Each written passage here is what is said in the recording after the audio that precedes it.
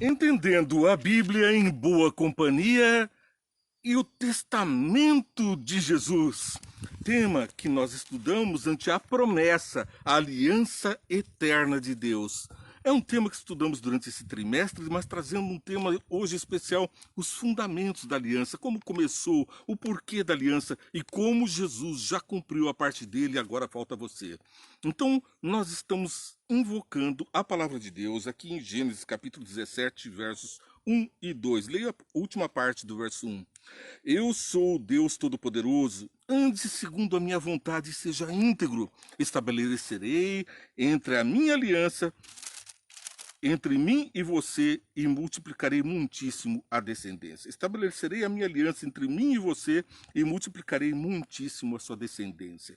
Esse verso naturalmente nos remete a promessas feitas anteriores a próprias ordens de Deus já nos Gênesis, capítulo 1, verso 28, que passo a ler também. Gênesis 1, 28. Qual foi a ordenança de Deus para todos os homens? Deus os abençoou, ele disse, sejam férteis e multipliquem-se, encham a terra, dominem sobre os peixes do mar, aves do céu, sobre todos os animais que se movem sobre a terra.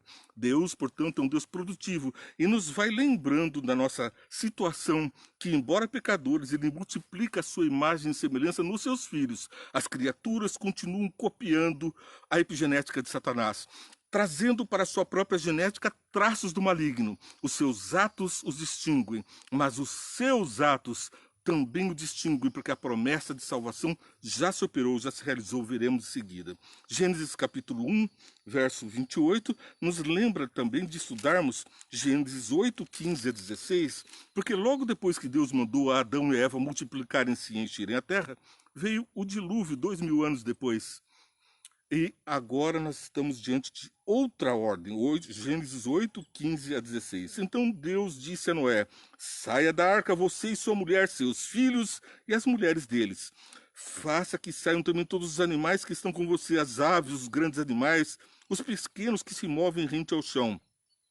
Faça-os sair para que espalhem pela terra, sejam férteis e multipliquem-se. A vontade de Deus, portanto, é que as suas criaturas, os seres, se identifiquem com ele, estão agora saindo da arca, vendo a aliança de Deus. Viram no início a criação, as maravilhas. Agora, a recriação do mundo através da promessa feita a Noé, que Noé cumpriu a parte dele, construiu a arca, pregou por 120 anos, e todo mundo ouviu a mensagem e foram salvos aqueles que quiseram cumprir o pacto. O pacto, então, era entrar na arca. 8 pessoas. Não fraqueje, nós seremos uma grande multidão, diz Jesus aqui.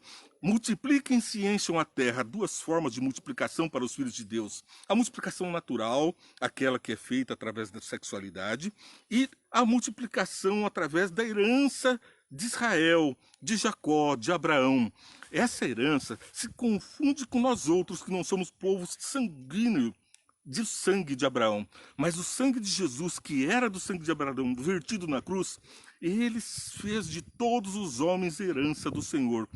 Já a salvação atingia todos antes. O povo de Israel era o veículo pelo qual deveria se multiplicar e encher a terra, segundo a promessa feita a Abraão, conforme lemos logo no início. Porém, a multiplicação, o povo restringiu a salvação. Queriam apenas para eles, se sentiam melhores, não queriam a companhia dos outros povos. Foi preciso Jesus na cruz abrir, arrombar a porta da salvação, para que todos possamos adentrar pelas vias da salvação de Jesus Cristo. Por isso, em Êxodo capítulo 20, versos 5 e 6, nós lemos: honra a teu pai e a tua mãe, a fim de que tenhas vida longa na terra que o Senhor teu Deus te dá. Então, Deus quer que os seus filhos tenham vida longa. É uma outra forma de multiplicarem-se os filhos de Deus na terra. Enquanto os filhos de Satanás se entregam às luxúrias, aos prazeres, são seduzidos pelos vícios e acabam atraindo sobre eles mesmos a maldição e a morte, os filhos de Deus são protegidos pelas suas ordenanças e salvaguardados de todos os males, mesmo das pestes, das doenças, das calamidades e das epidemias. Seguindo as ordenanças do nosso Deus, estaremos mais protegidos que os distantes da sua vontade, pois sabemos todos que a imunidade vem por dormir cedo, ter uma boa alimentação, fé, em vez de ficar se amedrontando com a flecha que voa de dia ou com a peste que assombra de noite, ou aqui troquei, né? Mas nós não temos por que temer se o Senhor é quem é o prometedor do nosso galardão. Mas continua o verso 5 para o verso 6 aqui. Não se prostrarás frente eles, nem se prestarás culto, porque eu, o Senhor teu Deus, sou Deus zeloso e castigo os filhos pelos pecados de seus pais até a terceira e quarta geração daqueles que me desprezam. Aí então o castigo que eu estava dizendo. Quem despreza os conselhos de Deus acaba sofrendo as consequências. Mais do que uma maldição, é uma previsão, é uma profecia, é uma advertência. É Deus insistindo, obedeçam os meus comandos para que vocês sejam felizes na terra e tenham vida longa. Protejam-se pelos meus mandamentos. Mas trato com bondade até 1000 gerações aos que me amam e obedecem os meus mandamentos. O pacto está ligado aos mandamentos. Nós cumprimos a vontade de Deus e temos as bênçãos que estão ligadas a eles. Ali no Êxodo, quando saíram do Egito, foi feita aliança. Aqui nós vimos ontem, no capítulo 19 de Êxodo, a aliança de Deus com um povo que prometia seguir toda a ordenança de Deus. Moisés, diz no capítulo 19, versos 7 e 8. Moisés voltou e convocou as autoridades do povo e lhes expôs tudo o que o Senhor havia lhe mandado falar. O povo todo respondeu unânime: faremos tudo o que o Senhor ordenou. E Moisés levou ao Senhor a resposta do povo. E então Deus falou, lá em Êxodo capítulo 20, Deus falou todas essas palavras: eu sou o Senhor, o teu Deus, que te tirou da terra do pecado, da terra do Egito, para a terra da escravidão, porque o pecado escraviza. Fomos tomados para a verdadeira liberdade, para a luz. E Deuteronômio, capítulo 4, verso 13, nos ensina: ele lhes anunciou a sua aliança, os 10 mandamentos, escreveu sobre 2 tábuas de pedra e ordenou que os cumprissem. Então, qual é a aliança de Deus?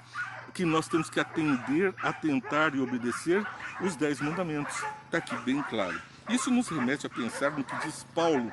E aqui vamos chamar Paulo para dar uma série de explicações em Romanos 10, capítulo 4. Romanos, capítulo 10, verso 4. Vamos seguindo para lá. Romanos 10, verso 4.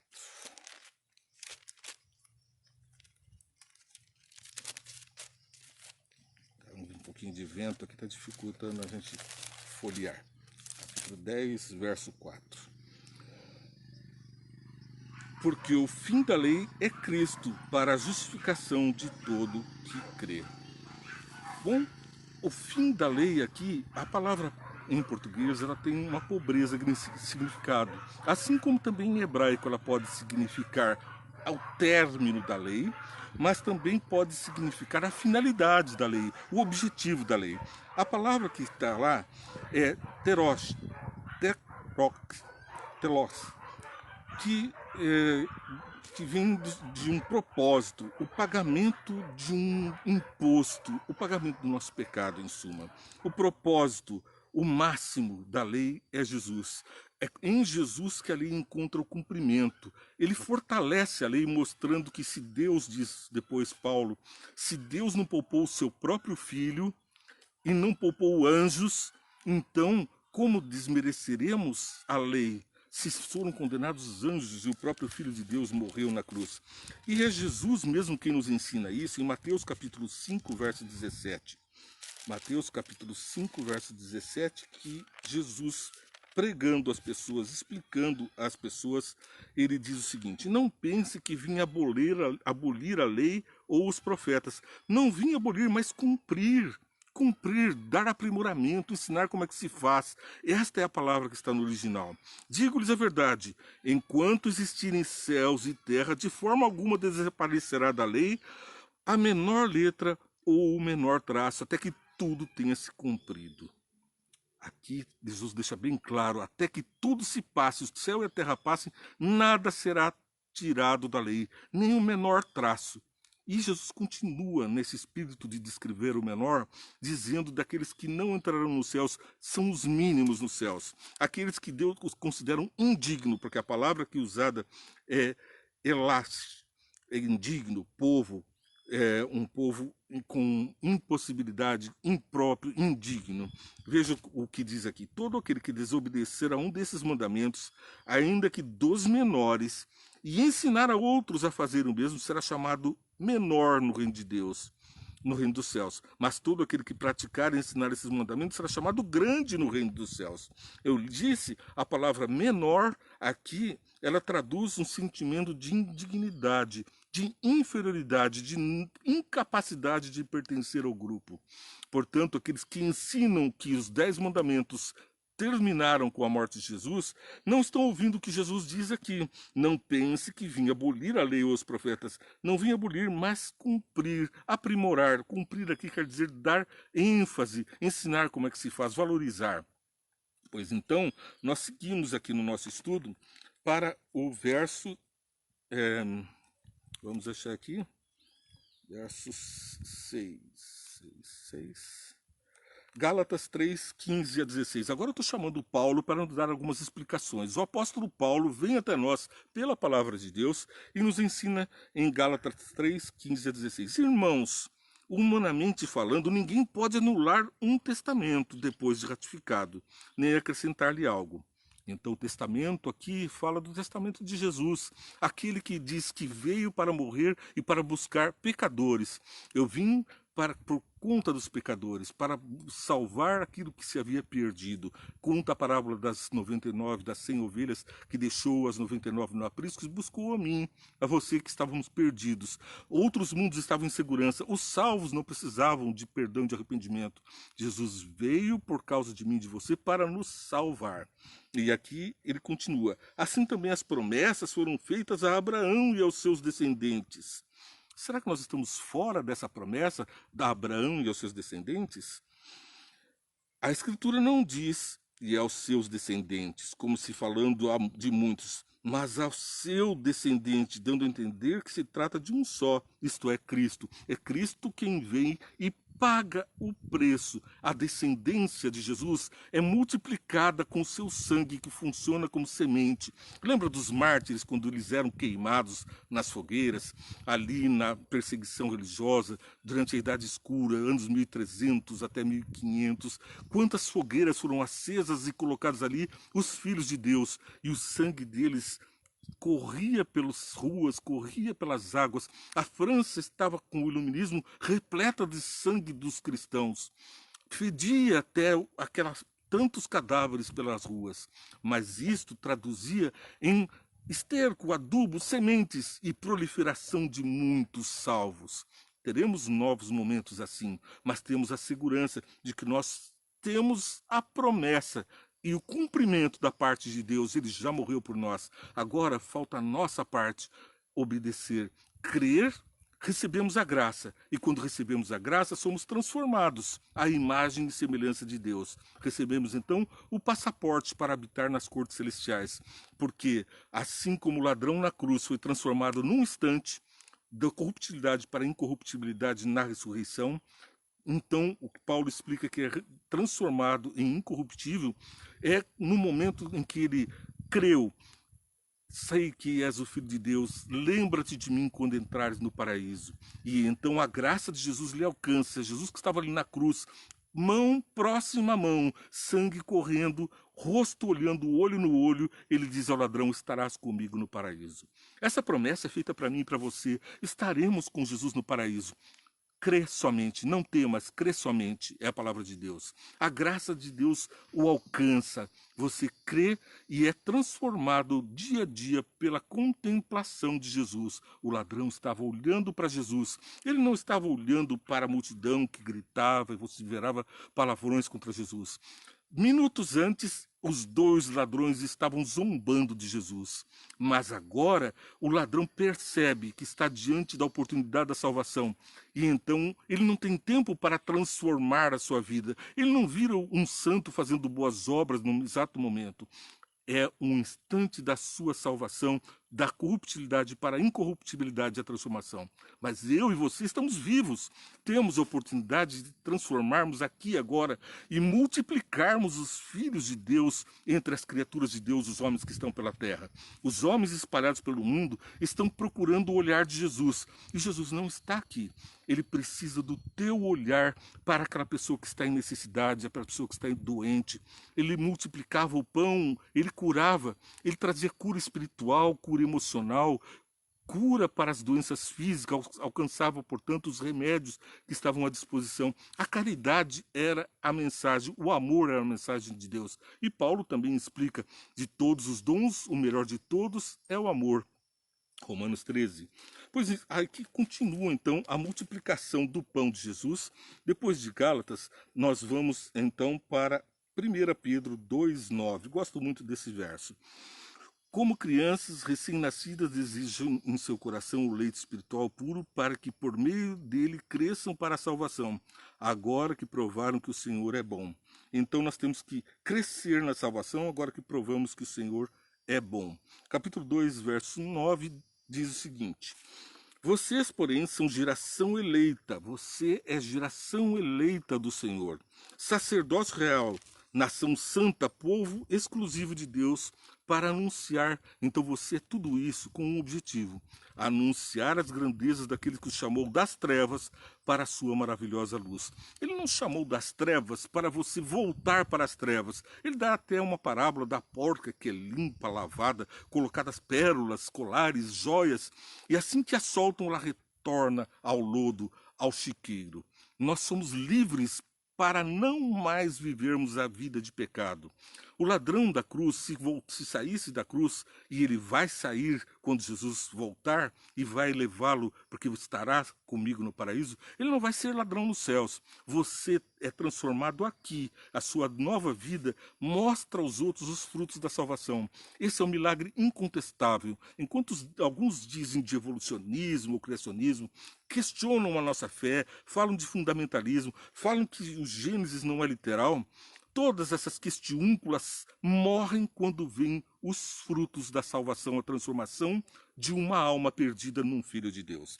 Este milagre é incontestável. Os ateus não têm como dizer que não existe, porque é visto e visível, notório. Diante dos tribunais, é mencionado o milagre da restauração de pessoas, não pelo presídio, fábrica de ladrões e de malfeitores, mas lá, enquanto conhecem a Jesus, são transformados e mesmo dentro do presídio passam a dar os frutos de Jesus, passam a mostrar que os seus pavilhões são os mais limpos, são os mais calmos, mais pacíficos. E quando eu visitava os presídios e ali estava atendendo algum preso como advogado, eles sempre me pediam: vê se consegue me transferir para o pavilhão dos evangélicos, porque lá tudo é melhor. Então aqui na terra somos a luz do mundo, o sal da terra. Tenha a sua vida transformada e transforme vidas. Esse é o milagre de Jesus. Ele veio e cumpriu a parte dele. Nós também temos que cumprir a nossa. Isaías 42, verso 1. Eis o meu servo a quem sustento, o meu escolhido em quem tenho prazer.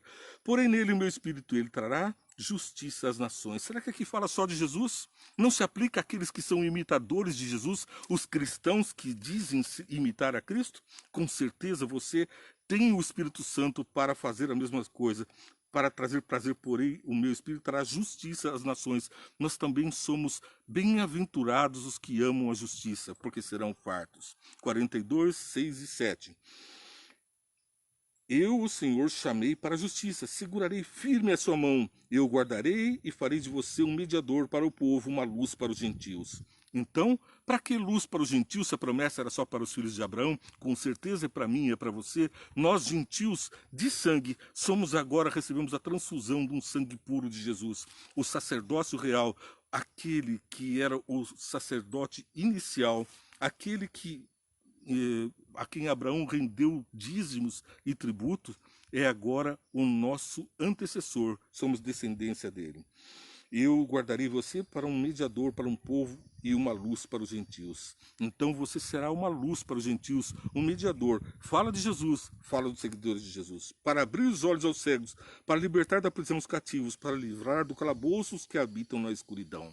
É a obra do cristão, é a obra de Jesus, livrar os homens da garra do Satanás, a garra do mal. E assim nós estaremos libertando, trazendo liberdade e salvação ao mundo. Você está assistindo Entendendo a Bíblia em Boa Companhia. Não se esqueça, somos filhos de Deus, estamos diante da promessa de salvação, levando a mensagem ao mundo. Curta, compartilhe, siga a nossa programação. Diariamente você tem 5 minutos Vem Entende, é um programa que foi ao ar agora há pouco. Você assiste os 5 minutos Vem Entende, segue lá o sininho, a nossa programação, compartilha com os amigos e faz alcançar a pecadores, aos filhos do mundo, a luz dos filhos de Deus. Também, entendendo a Bíblia em Boa Companhia, estará orando por você. Nós estamos com você. Peço que você ore pela nossa programação, por nós, e compartilhe, sim, a mensagem de um Cristo Salvador pela tua vida. Assim, traremos homens aos pés de Jesus. Não há outra obra maior ou melhor, nem curas, nem milagres maiores do que a salvação dos homens efetuada por Jesus. Cabe a nós multiplicar o pão.